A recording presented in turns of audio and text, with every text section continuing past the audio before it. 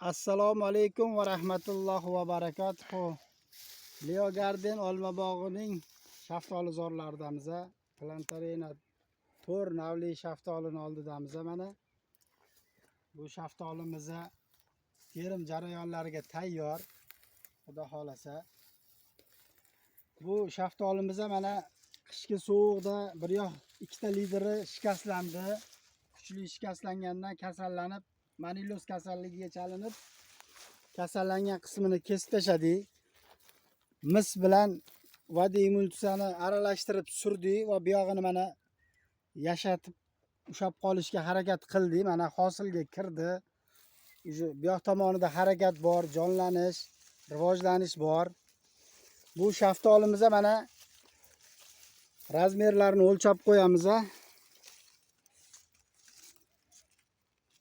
O'lchov holati mana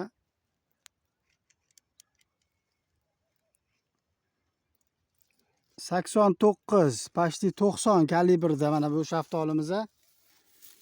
Bu shaftolimiz 90 kalibrda. Mana yana o'lchaydiganlarimiz bor. Mana buni holatini ham ko'ramiz. 91 kalibrda mana 91. Bu shaftolimiz maniloz kasalligiga uchragandan bir yoq ikkita liderni kesganimizning hisobiga bor kuch 2 liderga yo'naltirilgan va yanada buni kalibri kattalashib mana 90, 89 kalibrlarga chiqib juda ser hosil. Mana holatini ko'ryapmiz. Mana zichligi hosillarni va ranglari zo'r. Bu nima demoqchimiz? 2 lider bo'lgani bilan ham ves kalibr kattaligidan bozorga mahsulotni yetkazib beryapti. Bu shaftolilarimizni mana 4 yillik holatini, 4 ta liderlik holatini ko'ryapmiz. Unga nisbatan sal buni kalibrlari maydaroq holatlarimiz. Mana kalibr o'rtasa bularimizda mana kalibrlari 4 ta liderlikda. Yuza qismidan olamiz mana 75 kalibrda.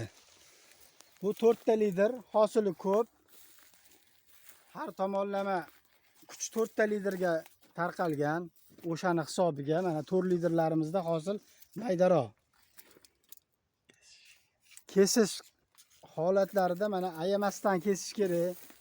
Cho'chimasdan va detallarga ahamiyat bergan holatda yirik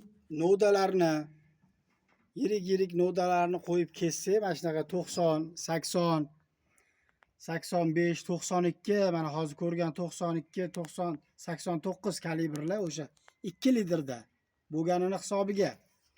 O'shaning uchun kesish jarayoniga kuchli ahamiyat berish kerak dehqonlar.